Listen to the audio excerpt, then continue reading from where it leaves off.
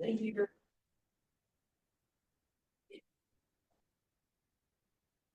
So I've been in it for just 2 semesters, not that much. And then that should be all be good. Okay, cool. I do like it. We're small but mighty group, you know. Oh, wow, there. Oh, yeah, okay, yeah. Well, you screaming at him. I'm screaming.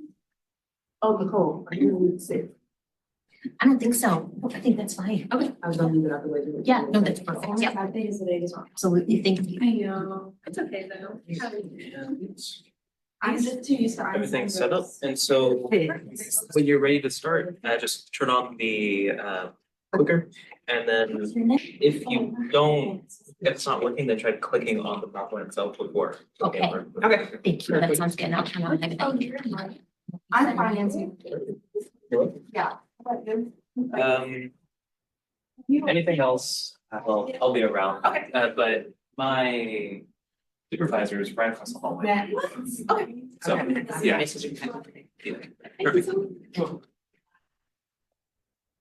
No, but you like just bring advice. A lot of people cheat through the online class. I'm not saying that you do, like learn everything you can because you get the next one. You're gonna especially finance emphasis. Yeah, I've been. Oh my God, she's doing great. That's a great idea. When I tell you, when I show you this last picture, like the final. I said, this is unacceptable. I was 17. This is unacceptable. I did, I said, you didn't show my dad. My dad goes, what is happening? Yeah, I hate the time stuff because it doesn't give you your best. Oh, yeah. I've always had like the 40s. People go, "I'm so tough like that, baby. So like, look at this. Who was that? Like I say, like. I just say you picked that Sarah. And I stopped doing therapy. No. He has really gotten great, and all of a sudden he back up. Became just curled up his hair and I like the texture. He was wanting, he's always been wanting curly, so he's so happy. Oh my Thank goodness it's textured hair is on. That's all it should be.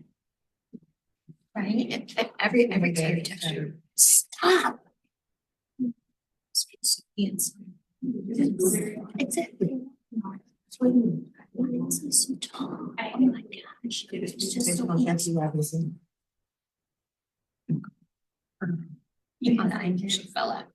Look at the neck. I think I love you. Oh, Please do, please. I'm dead. Actually, I think, oh, I have to with her. She wants to we're just look at that. I will soak it up. Just this is what?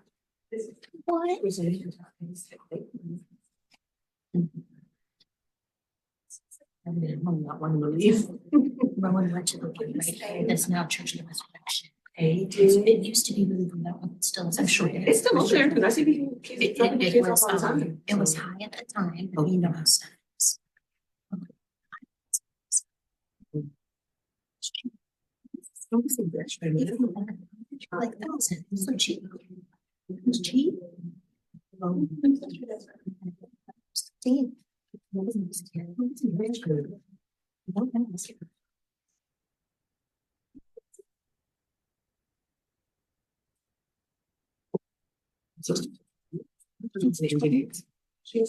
She took off the ear in her post because she told me she was only. And she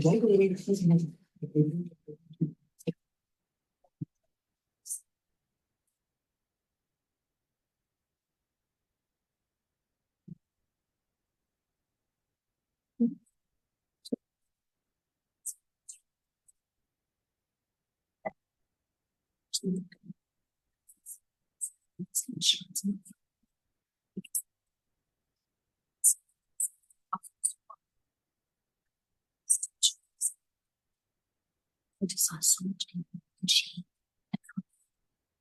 Such a fancy.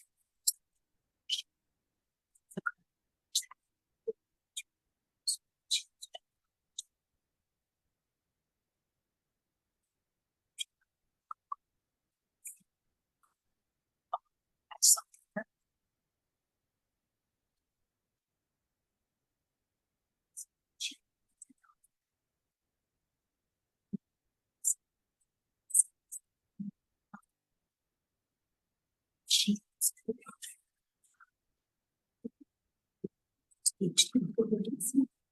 Sit anywhere and grab breakfast.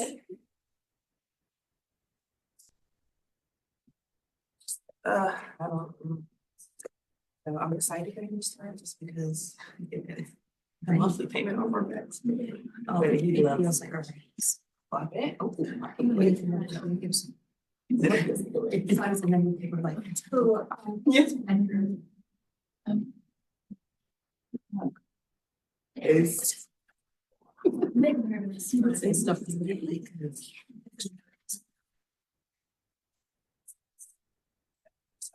Study till like 3, So I feel very. and then I fell asleep, and then I woke up and got stressed. And started studying again. A new child's running for. And now I don't know. I feel like since we can. That she is the most. And that's not even a choice. It's not healthy for the future. So I just want that I had to pick him up and take him to pass it off. I just want to hear how we'll do this. Yeah. It's free. Okay, that's is probably. That's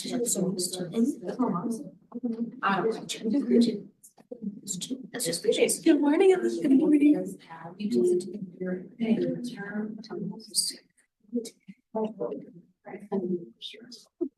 just have not good. No.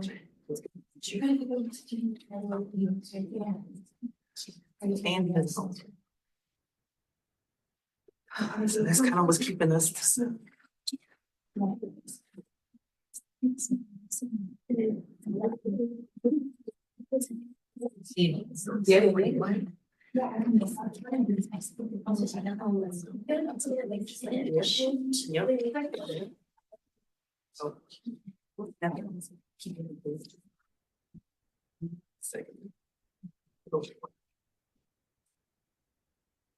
I'm scared. That's what I think too. It's gonna be, it would be me, and I'm like, Lord.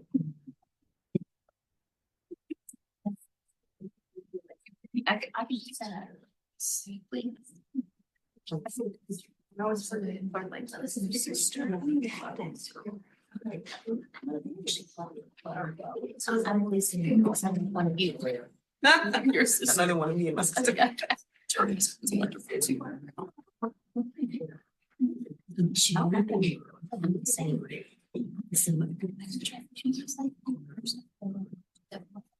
Yeah.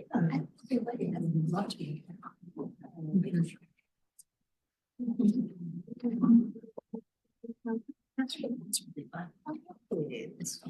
Yeah.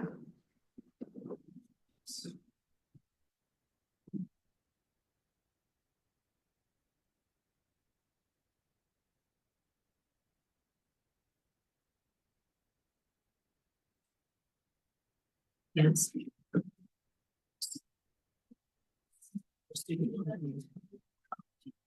Thank you. What you guys need? It was like that sleep room, like, I think it was in our team one. Oh, I must have, I guess it's like help out.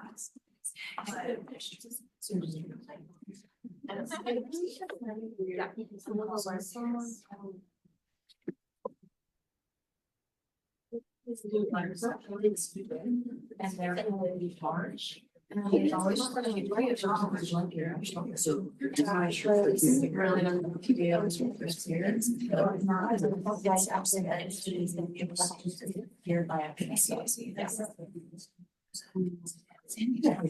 Everyone else. Yeah. Actually, yeah. People say, yeah, fine. Well, like, you're right.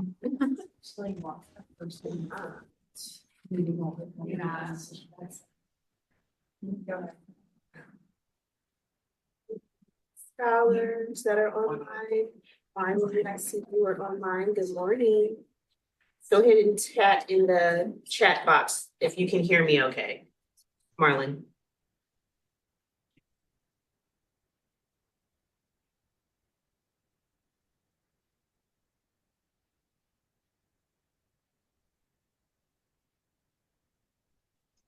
Great.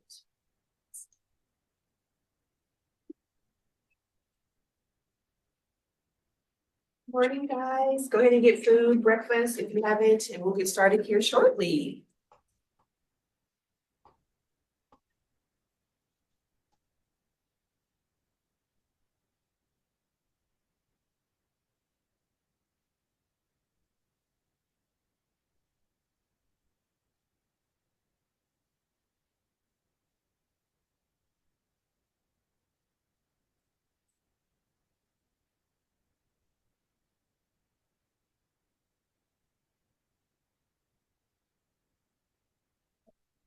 I'll get everybody checked in. That's here, so.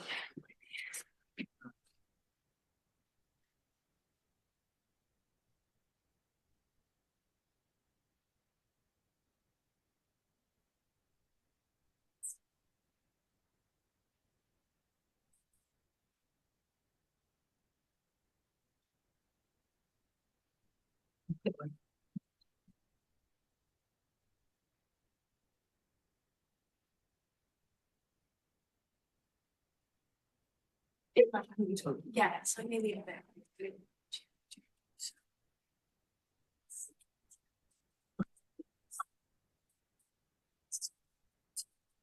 Oh, yeah.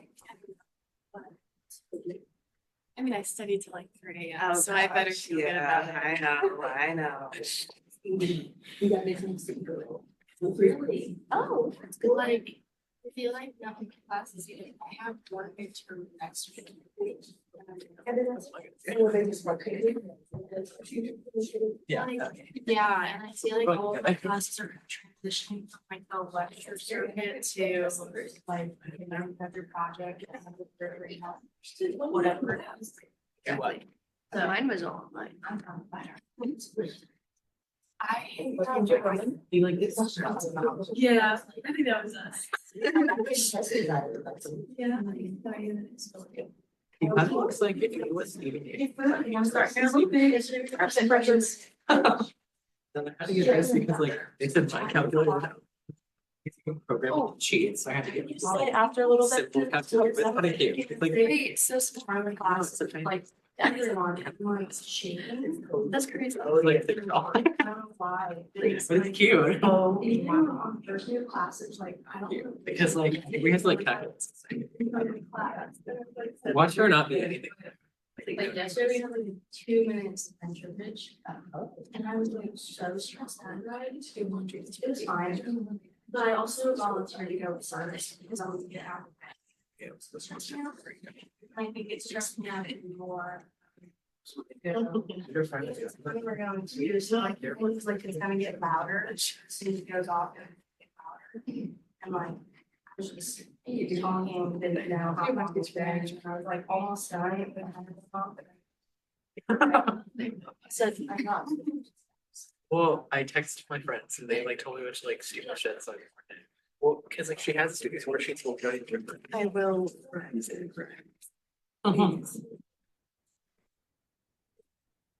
Yes. Exactly, I was like, oh, they hear something, I made it. You'll make it.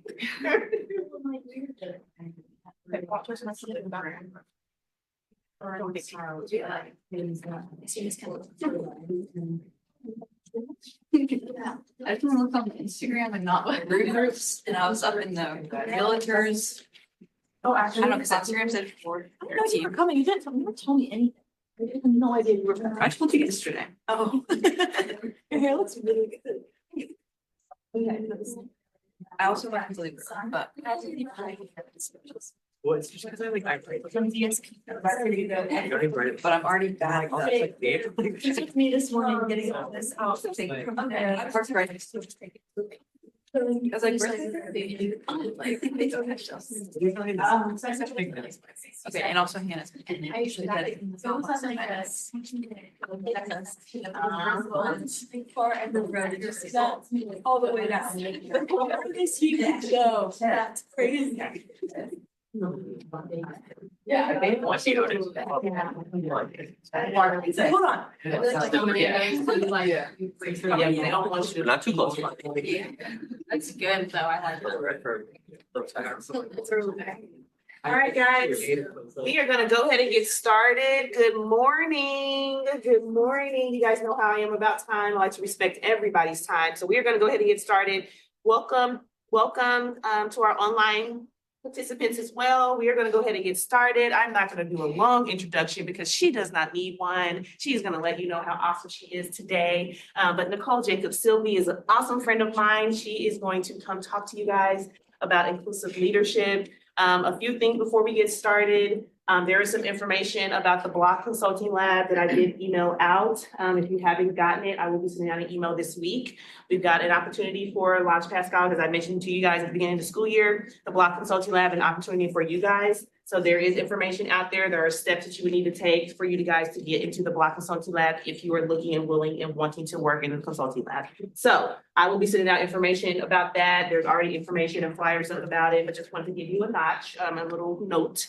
Also, there is some community service things that are coming up. We are going back to JA Biztown and we are doing another canned food drive. So that will be information that will be coming to you as well. Please get involved, guys. Please donate. You guys know you get hours that count towards your hours. So anything that you can do in the community, we always encourage you guys to do. So that is all that I have. Without further ado, Nicole Silvey. Thank you so much, Whitney.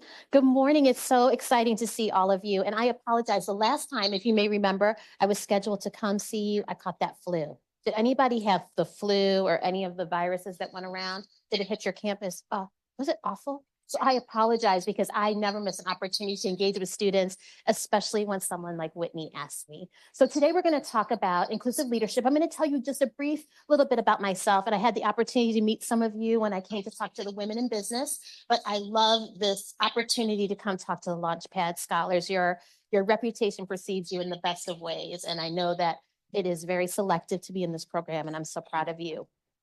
So, he said to check that, huh?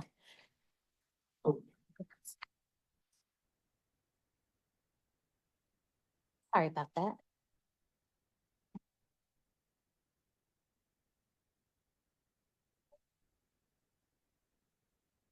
What did I do?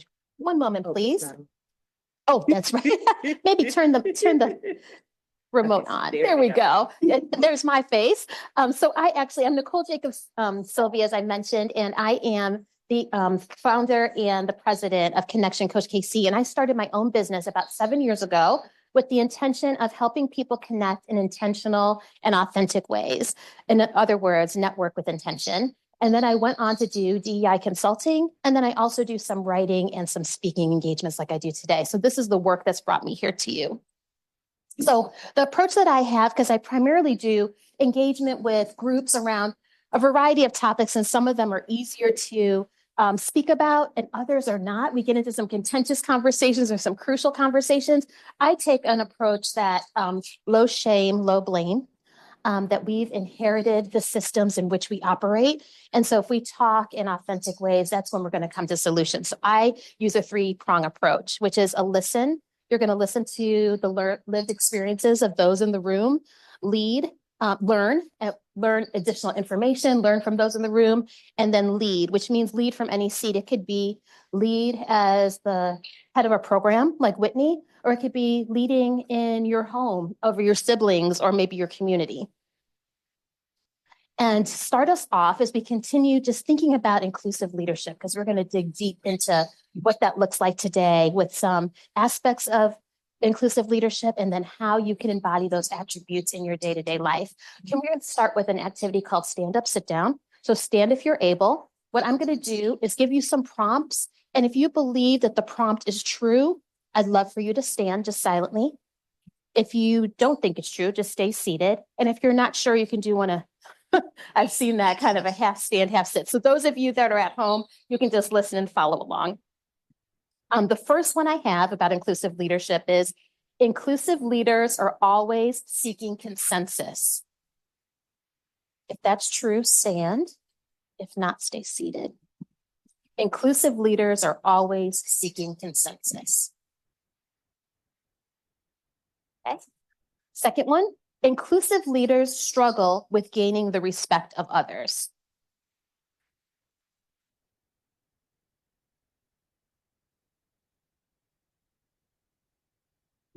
And the third one, companies with inclusive leaders meet their goals at rates higher than those without.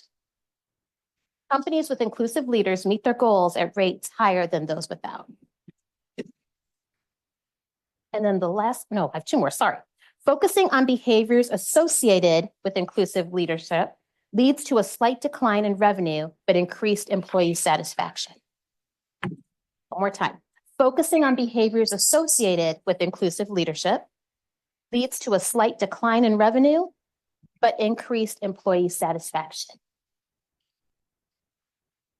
These are tough, aren't they? Now the last one. Recruitment and retention of employees is often tied to inclusive leaders. Recruitment and retention of employees is often tied to inclusive leaders. Great. Thank you. So the reason I do that activity, and I know it's hard, you're like, oh, do I want to stand? I'm not sure, because I'm not intending to put you on blast, but to see the consensus in the room or kind of gauge the knowledge that's in the room. You aren't starting from square one in inclusive leadership. And some of the ones, if you're like, I'm not sure, I saw this, or a half stand up, half sit down, it's because inclusive leadership is nuanced. But we're going to dispel some of the myths and talk about some of the strengths and the reasons why inclusive leadership is so important and so crucial. So what is inclusive leadership? These are some of the aspects of inclusive leaders. They're individuals who are aware of their own biases, so they're self-aware, and they continue to seek out and consider different perspectives. So they don't only stay rigid in their beliefs and processes, they look and take in information from others and lead with curiosity. They also look at different perspectives to inform their own decision-making, and they collaborate effectively. So they're not the authoritarian leader.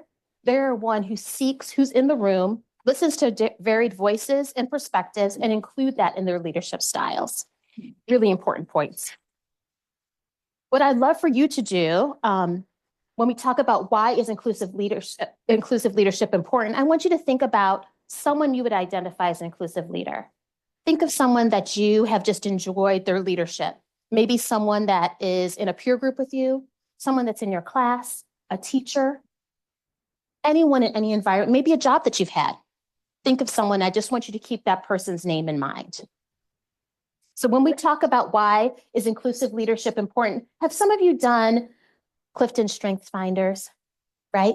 Enneagram, all of those different tests, and sometimes we do Myers-Briggs. You may have done those. That's a little bit fallen out of favor. All of these personality indexes that we do, I love them. Anybody love them? And you learn more and more about yourself. I take every single one.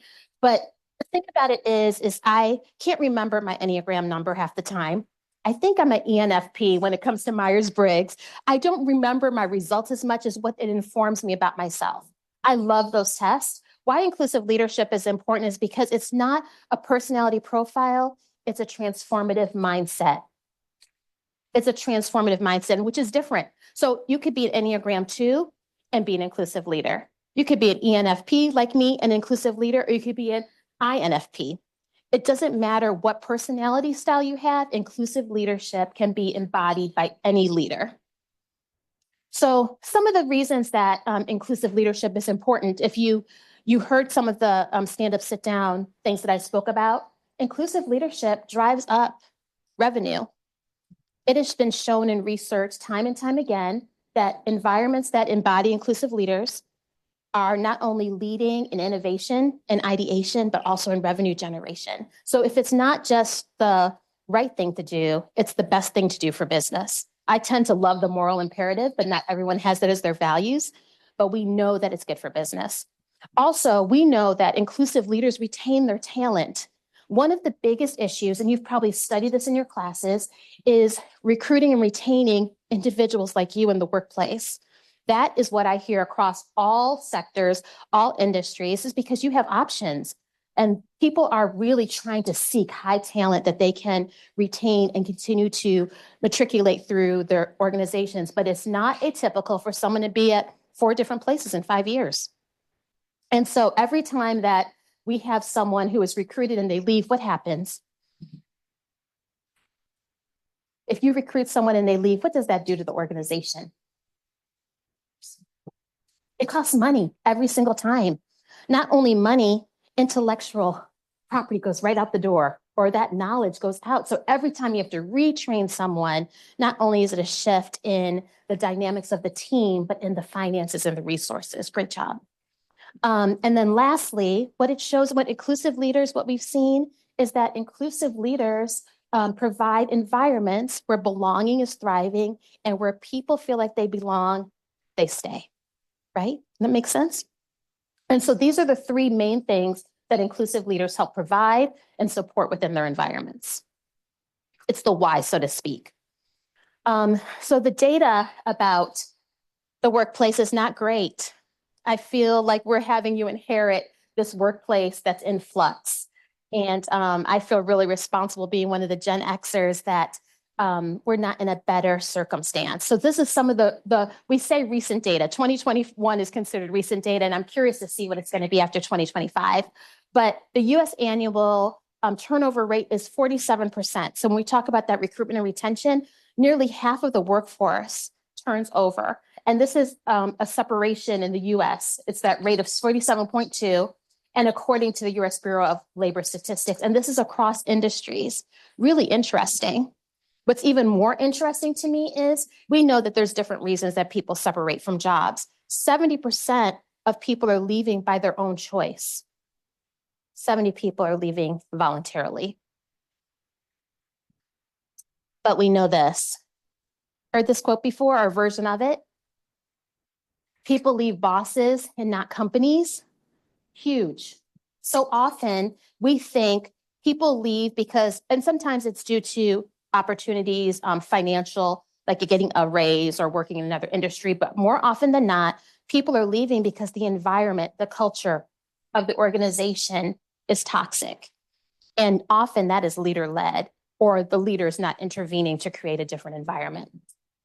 So a few more slides of the negative, and then we're going to get to how we can be inclusive leaders to turn this around. But this is what we're seeing in the workplace now when there's not inclusive leadership. Toxic workplace.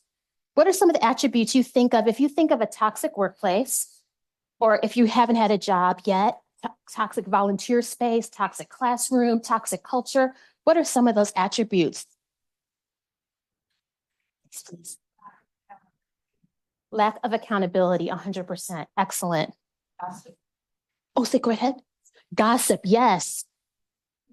Just to make a mistake and like being berated for it instead of feeling like you're in a safe environment to learn. I feel seen. I worked in a place like that. I called it white knuckling because it's so fear-based. And there's no chance if you do any failure, you're out. Yes, I hear you. Yes. Infighting or not getting along. Oh, infighting, yes, and not getting along. And nothing is worse in these toxic environments than feeling like it's the majority of your day. Because when you think about the day-to-day living that we have, we often spend more time at work than we do with our families or at home. That's hard to say, right? And I'm someone who switched careers so I could be a consultant and have more flexibility. But you know what? I'm on my phone doing something. I'm answering an email. I'm doing other things. We're working in different ways, but we spend the majority of our time working. So if we're working and it's toxic, our whole quality of life goes down. And then people want to flee from that, right? That fight or flight is true. And the flight is a real thing. Thank you. Anything else in a toxic environment? I think you've said them all. Bullying, maybe we didn't say. Micromanaging, lack of transparency, passive aggressive behavior, and gossiping, just like Whitney said. And two of the things that they say are most indicative of an inclusive environment, I don't think I put in these slides that I just got triggered to remember, is trust and transparency. If there's trust and transparency, even if salaries are lower, people will be more willing to stay because of that feeling of just avoiding a toxic, just feeling a belonging and peace. Here's some additional statistics just to take you through. So 61% of employees have felt down or depressed lately, and 81% of employees say they struggle with nervousness, anxiety, as we talked about, from some of these environments. And then 68% of employees are having trouble falling asleep or staying asleep. So some of this is related to the workplace and some of it's just related to societal issues, right? This is just layered in. life is nuanced. Work is one piece, a big piece, but there's so many factors. So this is some of the data that's come out within the last couple of years. And then 69% of workers say well-being has worsened or stayed the same in the last year. Ugh, I think I gave you all the doom and gloom slides. Are you surprised by any of these figures?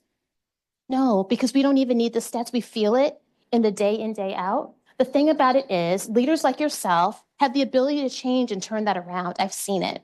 You might not always have it socialized. People in my generation, we haven't always lived as inclusive leaders because that isn't what we were taught. It's your time to switch and turn and be able to lean into the innovation and ideation that you are so known for.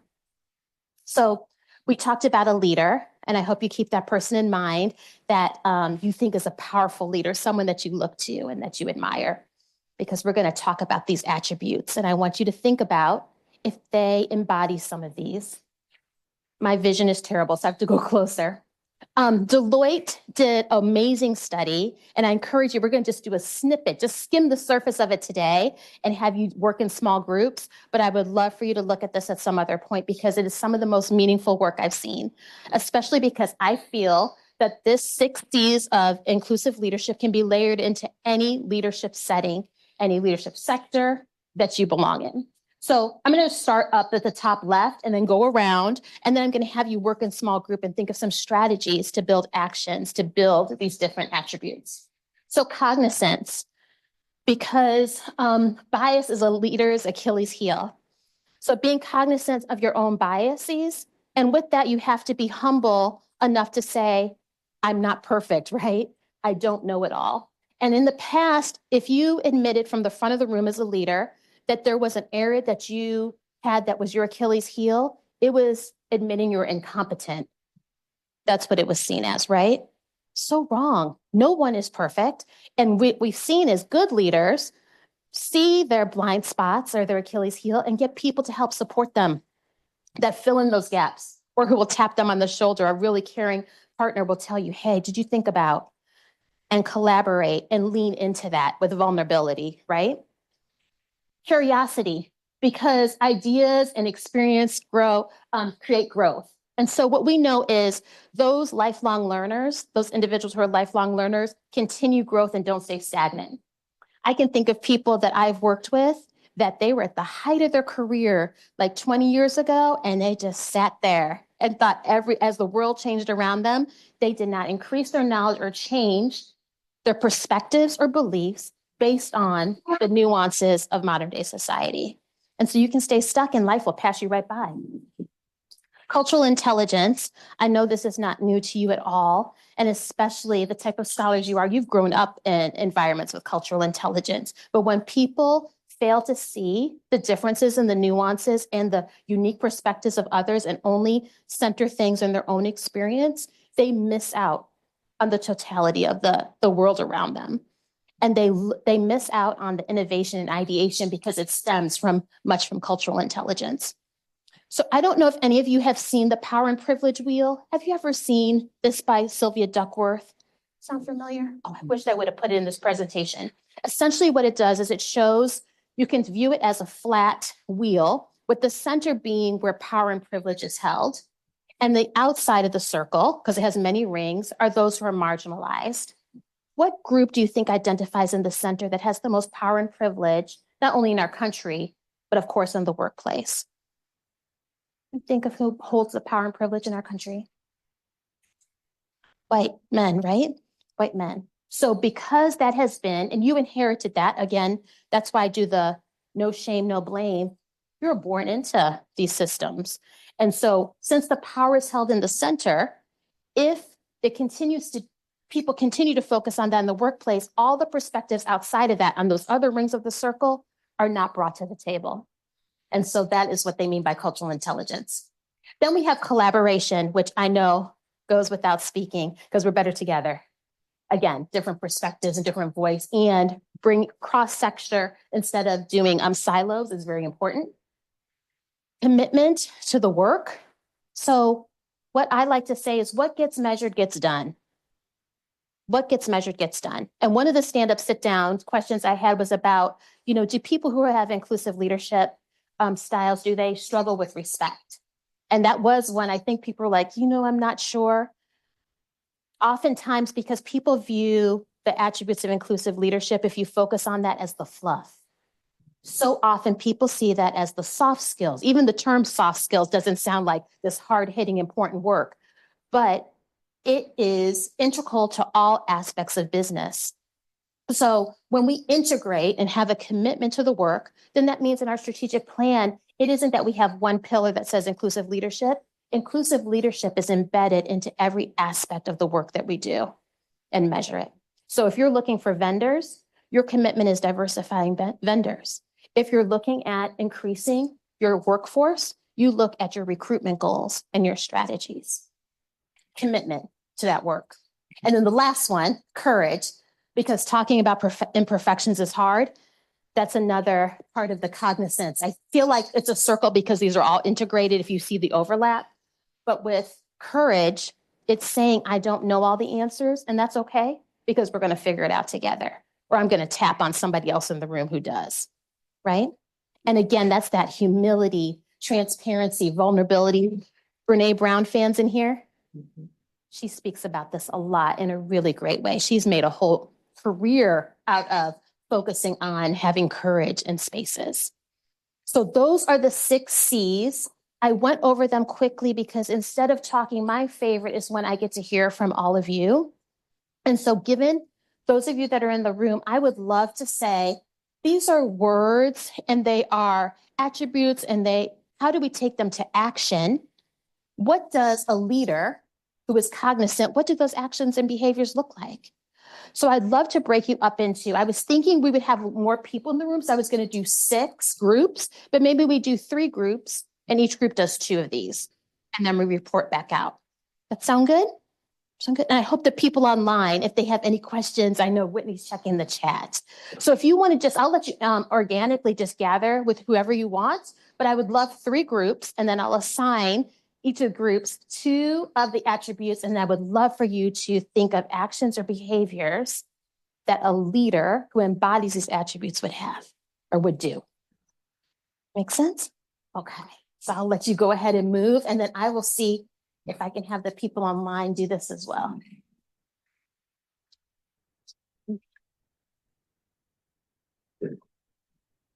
That's what you're.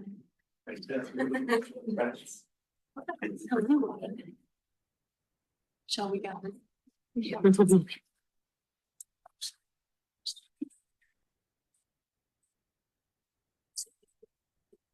Oh, great. Okay, oh yes. Why don't you do cognizance and curiosity? And then I'll have you do the next 2, cultural intelligence and collaboration. Look. And then you get the last 2, commitment and courage. You're the best ones. Oh, you got it,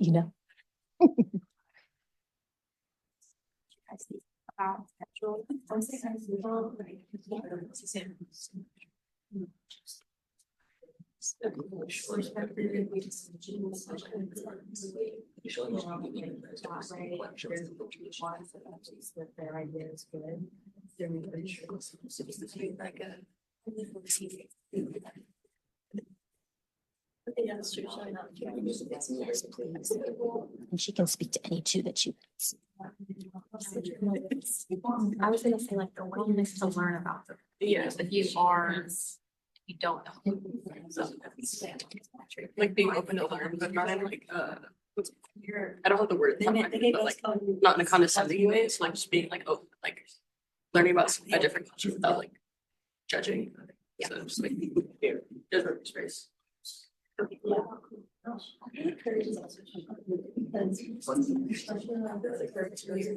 you do?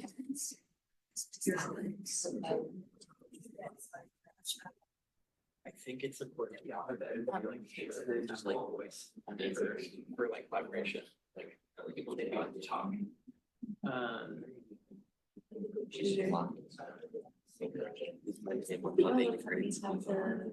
Like business researchers for different things, and that is a good way to make sure people at like a C-suite level are also interacting with conversation and Encourage community. community. No, actually, I promise. Yeah.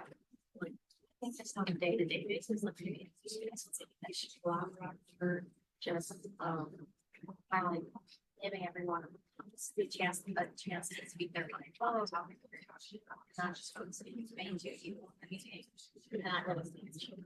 Right. It's like giving everyone a chance to speak up their concern. And like maybe having might sound a little suggestion boxes, can't sound that.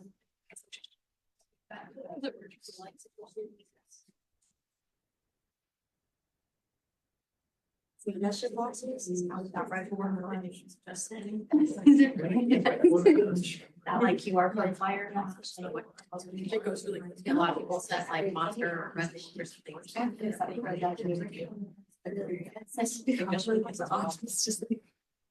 When I say yourself, no, you got chips.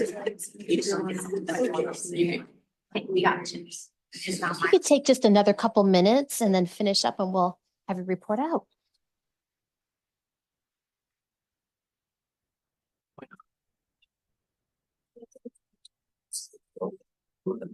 Yes.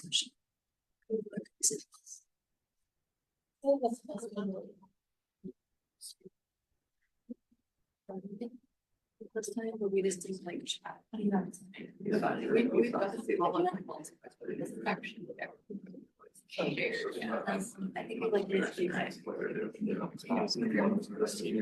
Like today would be that's today. And then this is our schedule. She probably talking about updates. Unfortunately, she's the session. That's all that this released. And I agree with this. She's yeah, I didn't know the beaches. Answer with my extra. If you're just because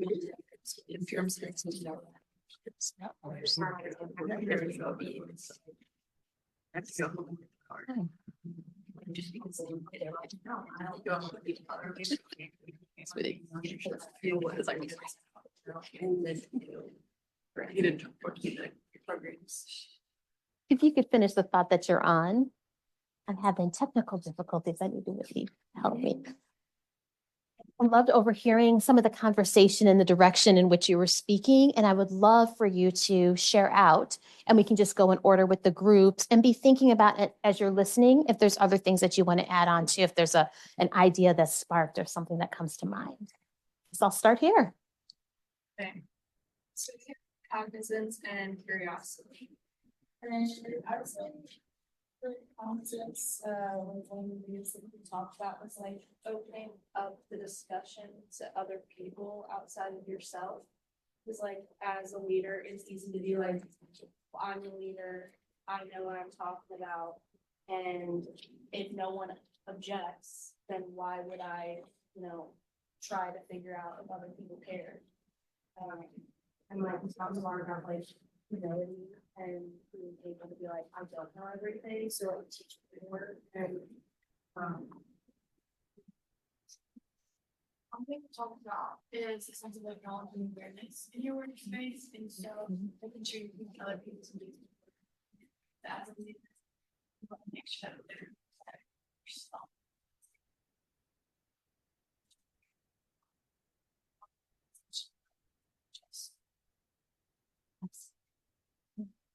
Capture everything? Comments about what they had to say? Wonderful. I was thinking about, tell me your name again. Sydney. Sydney had a really great suggestion about opening it up to other people. Doesn't that, it sounds simplistic, right? But what often happens when we're in groups, leadership groups? Do you notice a trend that happens in most settings? We'll either just go with the group and they'll just agree because they don't want to like start something, or like if they know that something isn't working with them and they try to say something, everyone else is like, no, or there's like not necessarily an explicit, conversation of that, but it's like it's just getting like kind of said, vibe, I guess, if that's what you want to say. No, you said it so right, because I see it in groups all the time. I've never heard anybody say it. You just kind of watch the standard operating procedure and look at the norms of a group. And what often happens is there's a couple people who emerge as the people who speak all the time, and other people fall back. Those who may need processing time are like, oh, should I say that? Are you, any of you that person like, I'm not sure. And by the time you say it, the moment's missed or someone talks over you. So what all of those aspects exist. So an inclusive leader does what Sydney mentioned with intentionality. So I don't like calling on people and shocking them. I kind of watch people's eyes and then I say, you know, offer an opportunity for them to speak. Sometimes the invitation from the leader is an endorsement. And often all of these attributes we're talking about are leader led. If the leader models it, we get the cue that it's okay to do. It's okay to do. So often we look to other people in the room to kind of do it. We have to be the ones. And that's counterintuitive to my natural style. I'm more a grassroots, let things, you know, flat hierarchy. But since we have been socialized to look to leaders, when you model it, you change the atmosphere. So everything you said is great, but just keeping that piece in mind because I've seen good intention. And I like to say, how do we take intention to action? And not only action, but to systemic change, right? So great. Thank you so much. Next group. Y'all chewing. I love it. Sit right up. So our first one is cultural intelligence. And we kind of mentioned like you could, to implement it more, we could do like maybe quarterly events to that kind of represent people of the different backgrounds so that people who don't know as much can learn more. But also you need to have that mindset of willingness to learn without judgment whenever you go into those kind of things and be open to getting to know the different cultures as well. And then our other one was collaboration. And we talked about. We don't have like a specific initiative for that. No. Oh, one thing we mentioned, yeah, suggestion boxes, but also a company I interned for, they have business resource groups. So a group for women, a group of people of color, things of that nature. And that really allowed people from the different hierarchical levels of a company to interact with each other and feel more on the same level. So the C-suite was interacting with our phone reps or something like that. And it's all for the same mission, but you guys are essentially the same, in the same spot. Awesome suggestions. And I heard mention of a suggestion box, and that is not a not good idea. It's a great idea and something that they talk about a lot, suggestion box or doing surveys that are anonymous that we can get information and feedback because you can have the intention, but what's the impact? Are the people really seeing it as you intend? I've seen where cultural intelligence has gone to the left. Someone can set up an opportunity where they think we're going to learn about cultures. And then I'm just going to use Whitney and myself and it's Black History Month. And there's a room full of Whitney, what do you want to do? You know, and it falls on the person whose culture it is to do all of the informing. I think it's great. The listen, learn, lead, listening to lived experience, 100%. But does all of the burden and weight fall on one group? So thinking about how that looks, because I've seen where people have thought one way and then it's made someone feel differently. So intention and impact are very important, but that checking in with satisfaction surveys and getting input from those that are in the work environment is vital. And then it's usually too late, but it's a good way to get some information and inform you later. Exit interviews can be very informative. When people feel like they no longer have that fear-based and they don't need you for a reference in that way, they don't think they're going to burn a bridge, they can give you some really vital information that you can hear and listen to inform your information moving forward. Because like we said, a lot of times people leave bad bosses, not necessarily the company. ERGs are phenomenal. I wish that they had those sooner. That's more something that's popped up, I'd say, in the last decade, maybe Whitney, right? And wonderful, safe spaces of affinity groups where you can get deep information and listen, and that hierarchy is level set. Really great suggestion. I knew if I'd let you do group work, you would say all the answers. I wouldn't have to do all this weekend. Well done. Last group. We talked about commitment and courage. And we said commitment was showing up every day and kind of doing what's asked of you, but not only that, just also going the extra. Because if you're really committed, you're not only doing what's asked of you, but you're going the extra mile to meet your goals, and you're doing more than what may be necessary every day. You're not just bare minimum. And then we talked about courage as like not being afraid to face any confrontation. Yeah, she did it again. Confrontation, not being afraid to face confrontation, just act like it didn't happen or that it's not there. Because if you face confrontation, you're more likely to make people happy with solving that confrontation. And kind of courage is also doing hard tasks, or like if someone doesn't volunteer for something, volunteering yourself, and kind of not being afraid to do the hard work and get your hands dirty. Really well said. Anything else, ladies? And I think with courage, it's also, especially kind of now talking about diversity, equity, and inclusion programs, like having the courage to do what's right, no matter what's happening. And like, I know it's kind of tricky, especially for like government and nonprofits who their funding kind of relies on like doing what's asked of them, but like having the courage to do the right thing even when no one else is, and like sticking up for what you believe in and what is right. So I think that is a big part of courage. That is so much. And really what you described was integrity around DEI, standing up for what is right, even when no one's watching. Thank you for all the things that you said, because staying committed is more challenging than we think because we get fatigued.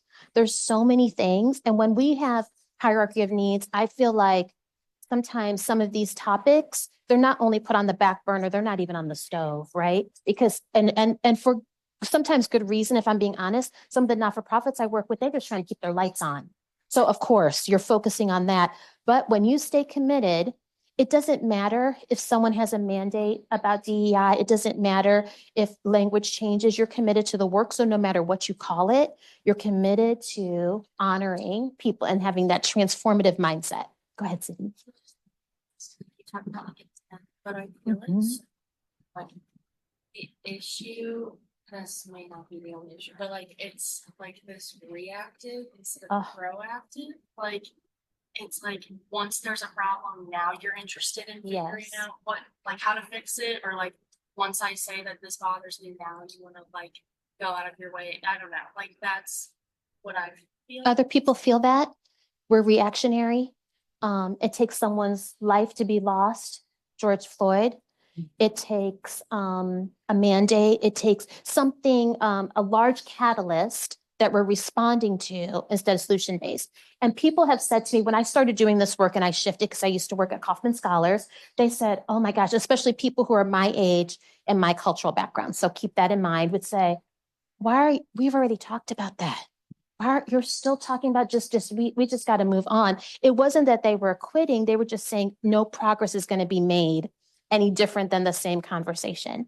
And what I said to them, and I still remain and say, is we've had conversations, but we really haven't had the conversation until more recently during your generation. We would tiptoe around, and we often did head in sand when you're talking about being avoidant, where we would just avoid and make nice and do platitudes and go right ahead.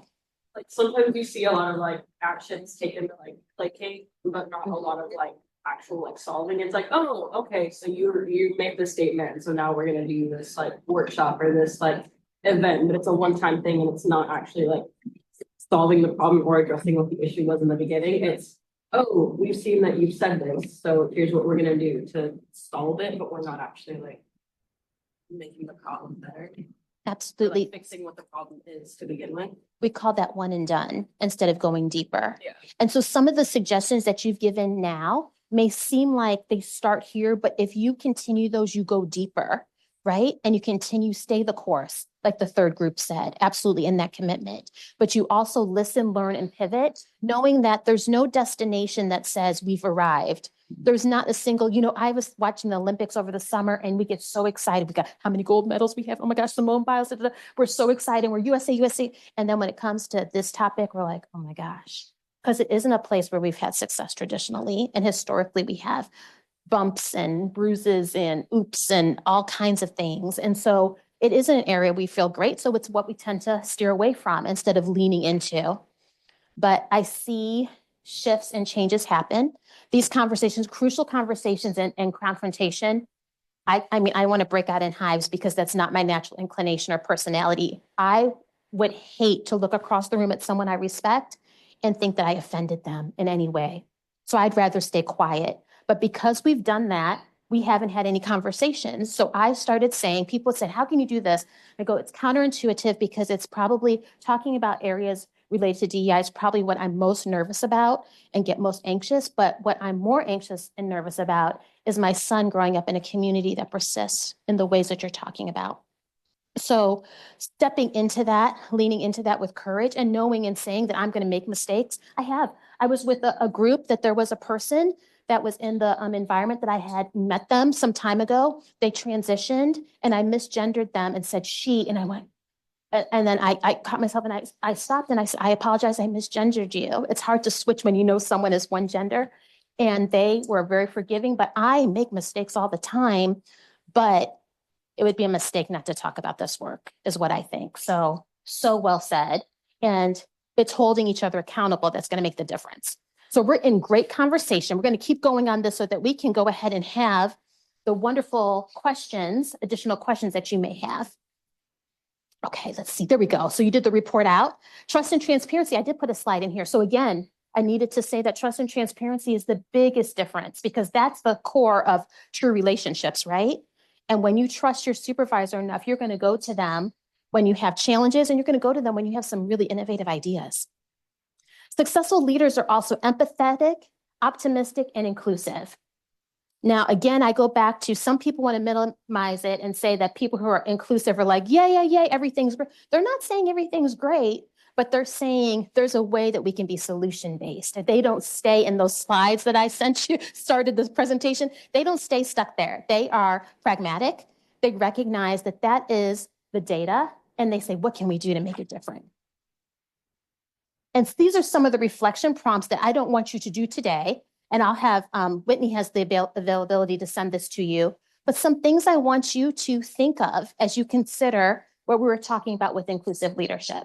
So what's interesting is there's inclusive leadership for your organization, like starting ERGs, and then thinking about you as the individual leader. So what can you do? So I'd love for you to pick one of the 6 C's and focus on them. Focus on it for the next 30 days. And what steps will you take? So you listed out different steps that you can do across an organization. What do you personally commit to? And it could be something that you're already doing, but you're going to do more consistently because I know you're already doing amazing things. And then we talked about who's a leader that you admire. When you think of that leader, do they embody the 6 C's? Right?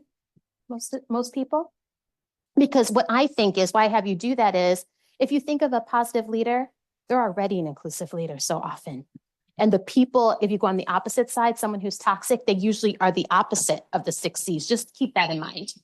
And then you can get an accountability partner from someone in this room, or you can check in with Whitney or a mentor, someone who could hold you accountable to looking at some of these. And then what are 3 things you can do in the next 60 days that focus on building the 6 C's?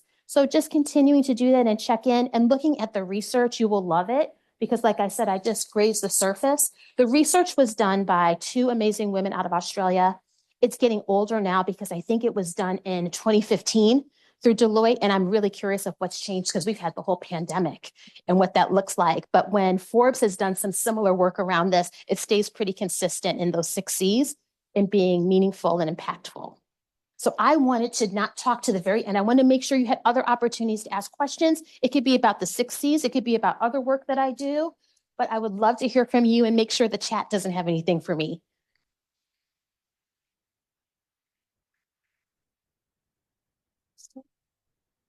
How would you suggest that people be inclusive leaders? They're going into the workforce as 22-year-olds who just graduated and not in a leadership position.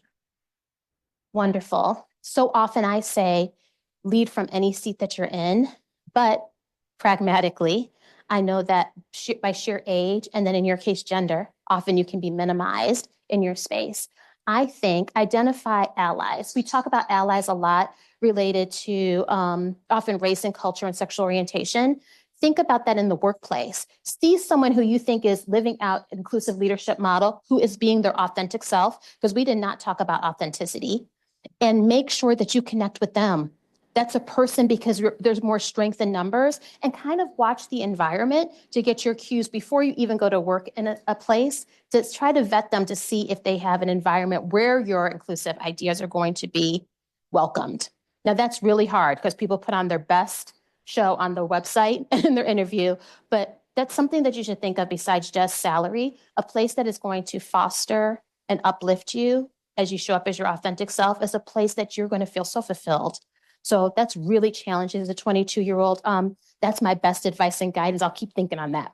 Kind of just thinking about all this and like, as someone who's getting ready to graduate and go into the workforce, how can you like kind of pinpoint or like find these things as you're talking to potential employers and like looking for like an employer that practices more like inclusive leadership opposed to one who's very like structurally set and not willing to like adjust? You know what, there's different questions that you can ask. And I've had some of my coaching clients say, ooh, when I ask these questions, places bristle. And I think, oh, then maybe that's your answer.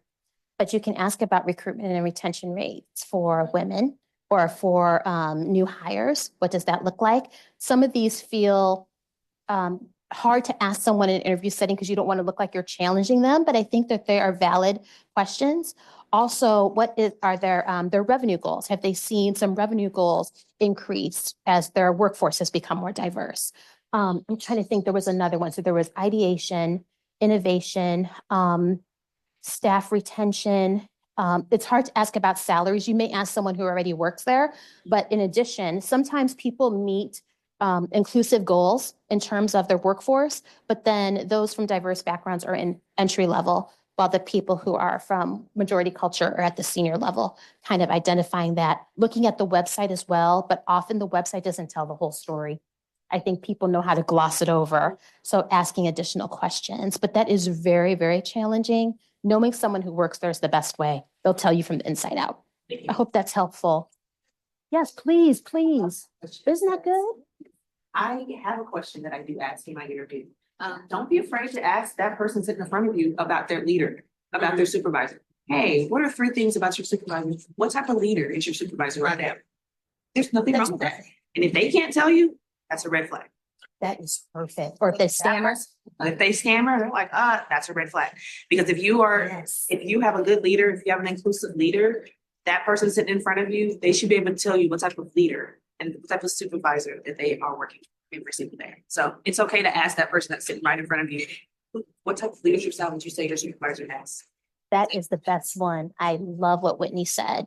That's exactly right. Really, really good. Or how would you describe your leadership style? That's another one. Excellent. Yes.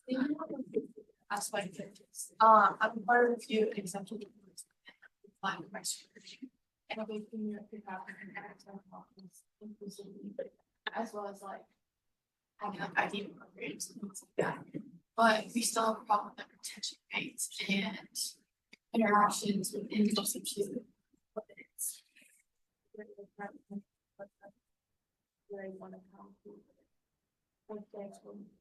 You know what, I'm stepping into my collegiate days, which are some time ago, but I really remember I went to Rockhurst, just across the street. And people aren't honest a lot of times in this area unless you build trust and you build a deep friendship, then they may tell you the truth. But often people feel like certain events are just for certain cultures. And I don't know how we shift that other than building honest, authentic relationships. That's what I truly think. And I think a personal invitation cannot be underestimated. If you go and say, come with me, instead of like, oh, go to this event. Hey, come with me. Like, I'm going to come by your room, or let's meet here. Or that makes such a difference, especially if someone is from a diverse background. Going to a place where you're one of the only can feel really intimidating. I know that even if you're from majority culture, you felt that at some point. It feels really, it's makes you hesitant. Like when we talk about being risk adverse for walking into confrontation, those settings is often the case. And people who do leave, try to find out, if you see someone that's distant, try to find out why they are. And then if they can match up with a buddy, you probably have sisters within your sorority, if they can help. But having a closer relationship where people feel like they're seen, I know that gets overused, is really at the crux of that. Whitney, do you have other suggestions? Because that one's challenging. Including and I think what you said is kind of yeah. So yeah. And stay the course. Because I know I've been in environments where I haven't felt as safe, and I just look and vet until I feel a sense of safety, and then I'll shift and be my full self. I kind of gauge the risk value, right? Especially when I was younger. I think that's okay. I think it's okay to just kind of step back and watch. Sometimes I can be a people watcher. And sometimes I'll just go and I'll just sit and I just like to watch people and I just like to listen. So it's okay to just say, I'm just gonna listen. I'm gonna watch, I'm gonna observe. A lot of things you can learn from people's, I mean, I always talk about nonverbal communication. There's a lot that you can get from people that's not saying anything, or their body language, or their eye contact, things of that sort. So it's okay to just sit back and just watch and observe. Are we at time, Whitney? We are. I thought so. I didn't have my watch in front of me. I am so glad to meet all of you and so grateful for this time today. The presentation I'll have Whitney send out. There is my contact information on the first slide, and then also my business connection, Coach KC. I'm going to be coming back to WIB. I think it's called Women in Business. So I'll see some of you for that. I'm thrilled to. And just continue doing all you're doing. I hope you have a wonderful spring break, and we are looking forward to seeing your inclusive leadership in the future. Thank you so much.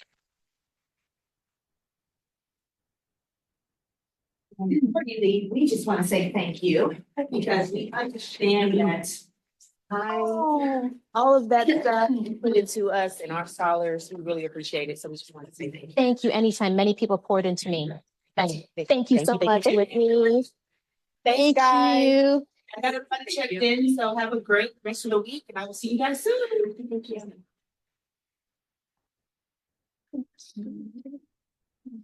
You guys, and I see these pictures, I'm looking like Sam, I need to do some research.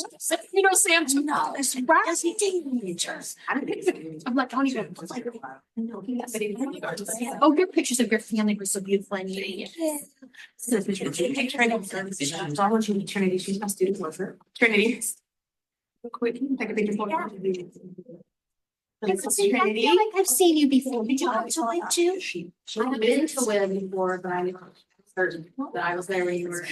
I'm not sure. I'm pretty sure this is the first time I've meeting you. Really look so familiar and I don't forget his face and.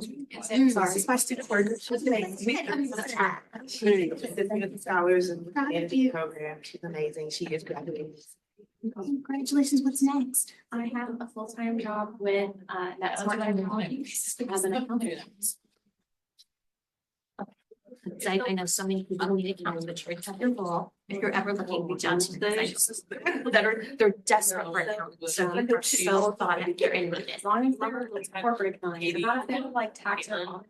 So I'm not just for like everything in their interior like accounting. So that's just like what I prefer personally. Yeah, I don't know, I mean, this would be, and do so much better in terms of staffing.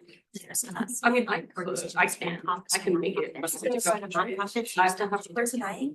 Well, because I got dropped off this morning, but I can go home and get my car personally, but it's just a whole thing. So how much it's gonna take us is 30 minutes. It will take me longer to go home. Yeah.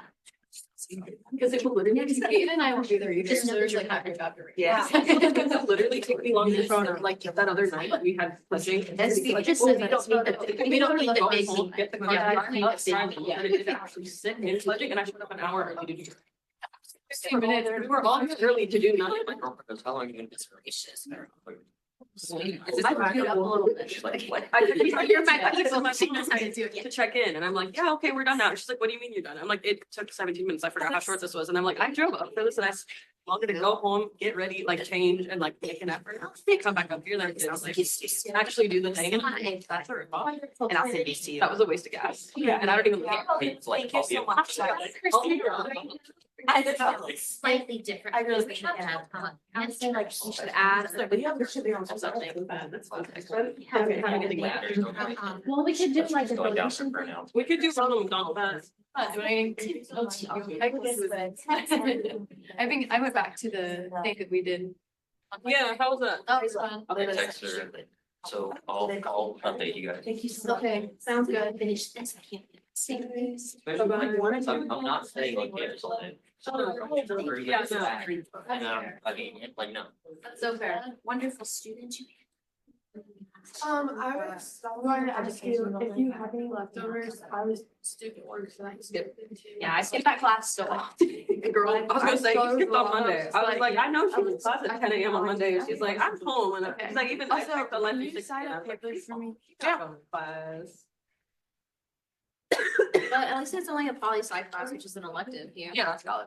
Not What like. are you working next? What's your next, stop? Okay, so I currently searching for employment, because I'm graduating spring. Okay, I'm finishing with my BBA with an emphasis in marketing and a minor in Spanish. wonderful. So I'm still kind of in the middle of all my applications because I've done 2 internships in the past with the Brand Lab program. Yes.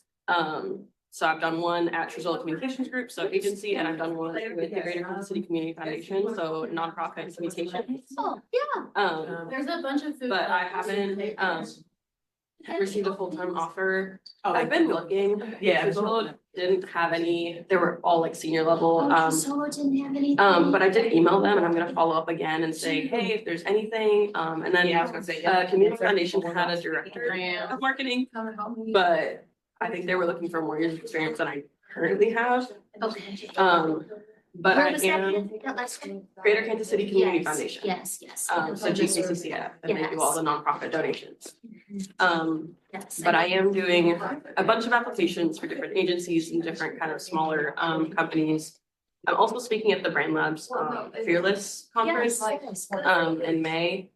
I'm sitting on their alumni panel, so I'm still kind of getting everything coordinated for that. So I know they're flying me out and everything, but it's gonna be my first like real, yes. They used to be a client of mine. I did some coaching of the previous executive director, and Gadir Garcia, who was here, the executive director, was one of my best friends. We're gonna come to see her tomorrow. So I know Brand Lab well, and Community Foundation, I know more, Rosa Selma. HDF.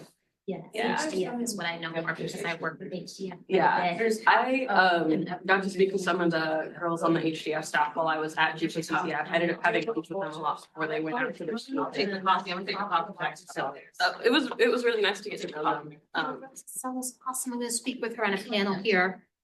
A couple weeks. We usually talk on fundraising communities of color within the MPA program, so she'll be there, but Bolo, I know that family because their kids go to school with my son. St. Peter's. Yeah, St. Peter's. I graduated from St. Peter's. You did? Yeah, I did. Yes, I'm a big. My son has Mr. Jacobson, he just finished one of the science tests and he did the science fair. and- Yeah, the science fair, yes, at Andy St. Peter's. I'm here in end of You melt 2013. my heart with that. I love St. So I did St. Peter's from 2014. Okay. So 2014 through 2017 when I graduated 8th grade. So I did Mr. Jacobson twice. He was my homeroom teacher 8th grade, science fair twice. Their birthday was just in May. Yeah. Yeah. I actually, She probably was in PCL, so I'm gonna take their. Yeah, I had Mr. Jacobson twice. I did the science fair twice. My 8th grade year, I went to the Greater Kansas City Scientific Steering Fair with, I did, My son's goal. yeah, I did. Sage Wimes in your class. Yes, you would remember her, so no. No, I don't think so. Okay. Yeah. Think if I I don't would. think before, what year, do you remember? Yeah. So what I was trying to think of, I was thinking you were in 8th grade when my son was in Okay, kindergarten. this But you is must have been when he was, Okay. you said I've got 2014. the trash can down. Well, my 8th grade year was 2017. Those bags you turn over there. This stuff I'm taking the lower. I was thinking there are friends that I would know. I'm just drawing a blank. And tell me your name. Layla. Layla. Okay, and your last name? Pedros. Pajamas. Okay. P-U-D-R-E-R-O-S. Oh my gosh, I know that we know some of the same people. That's amazing. I know, I loved it yeah. there. It was really good. I mean, I haven't had a lot of my peers from there because I went on to go to Crossroads Preparatory Academy. Oh, yeah, I love that. So I graduated from there in 2021